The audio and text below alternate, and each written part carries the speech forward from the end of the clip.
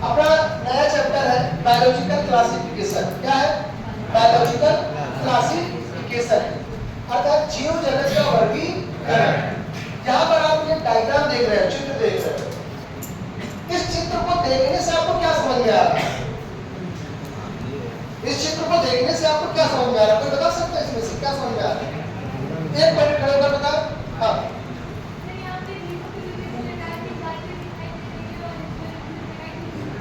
ठीक, बहुत अच्छी बात। क्या है यहाँ पर? जीवों की विभिन्न प्रकार की प्रजातियां आपको दिखाई दे रही है। अर्थात देखिए यहाँ पे एनिमल्स है, ये वाटर पाली हो रही है, यहाँ पे जलीय जीव होंगे, और यहाँ पर क्या है? ये वृक्ष दिखाई दे रहा है, ये डिफरेंट टाइप के क्या है जीव जंतु दिखाई दे रहे हैं। तो इसका मतलब ये बता रहा है कि संसार में जीवों की विविधता बहुत ज्यादा है। संसार में जीवों की विविधता क्या है? बहुत ज्यादा है।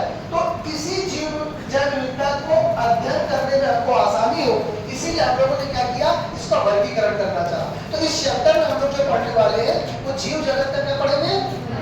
वर्गीकरण। अब अगर हम आगे देखें तो जीव जगत का वर्गीकरण की शुरुआत जो सबसे पहले की थी वो महोदय अरस्तु ने की थी। किसने की थी? अरस्तु ने सबसे पहले शुरुआत की थी, जिन्होंने जीवों को दो जगत में बांटा था। कितने जगत में बांटा है? दो जगत। एक जगत था जंतु जगत और दूसरा क्या था? पादप जगत, एनिमल किंगडम और प्लांट किंगडम। सबसे पहले शुरुआत कर दी थी ईसा मसीह के जन्म से पूर्व। जब ईसा मसीह का जन्म हुआ उसके पूर्व ही इन्होंने क्या किया था? जीव जगत को दो भागों में बांटा था। सबसे महत्वपूर्ण श्रेय इनका रहता है। अब इनके बारे में देखिएगा, इन्होंने जो प्लांट को किन किन भागों में बांटा था? ट्री मतलब जो लंबे लंबे पेड़ यानी जो दिखाई दे रहा था इनको उस आधार पर बांटा। इसका कोई स्पष्ट कारण बताया नहीं था। तो ट्री, इनको ट्री दिखाई दे रही है, पेड़ दिखाई दे रहा है, तो इन्होंने कहा कुछ पेड़ होते हैं। कुछ झाड़ियां दिखाई दे रही है, तो उन्होंने कहा कुछ झाड़ियां होती है। कुछ छोटे छोटे तालाब किनारे होते हैं, उन्होंने कहा कुछ सरोवर दिखाई दे रहे हैं। क्लियर? इसी प्रकार से इन्होंने एनिमल्स को भी डिवाइड किया। क्या किया? देखिए ये अरस्तु जी का चित्र है। उस समय फोटोग्राफी तो होती नहीं थी, तो यही चलेगा ना। ठीक, एनिमल्स को उन्होंने ऐसे एनिमल जिनमें रेड ब्लड होता है। कौन सा ब्लड होता है? Red blood. और एक ऐसे जिनमें रेड ब्लड नहीं होता है। तो इस प्रकार से रेड ब्लड को अलग कर दिया और जिसमें रेड ब्लड नहीं होता उसको अलग कर दिया। और रेड ब्लड वाले में जैसे मैमल्स, स्तनधारी, हम लोग सब मैमल्स हैं, और लिजर्ड, बर्ड्स, फिश, ये सारे के सारे कौन से जो आज कार्डेटा सब लिखे हैं वो सभी कौन से? रेड ब्लड वाले। दूसरा क्या है? नॉन रेड ब्लड में आपका हार्ड बॉडी वाले और सॉफ्ट बॉडी वाले। आपने देखा होगा, स्केल देखा होगा, घोंगा, सीपी, उसके अंदर जो जंतु कवरिंग हार्ड होती है, लेकिन अंदर अगर जो जंतु देखो एकदम कोमल जंतु होता है। आप ऐसे पकड़ोगे तो फिसल जाएगा। क्या होगा? फिसल जाएगा। तो ऐसे जंतु सॉफ्ट बॉडी वालों को उसने अलग कर दिया।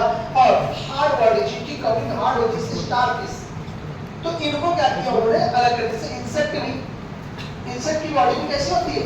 हार्ड होती है, तो उनको क्या किया? अलग कर दिया। इस आधार पर अरस्तु ने क्या किया था?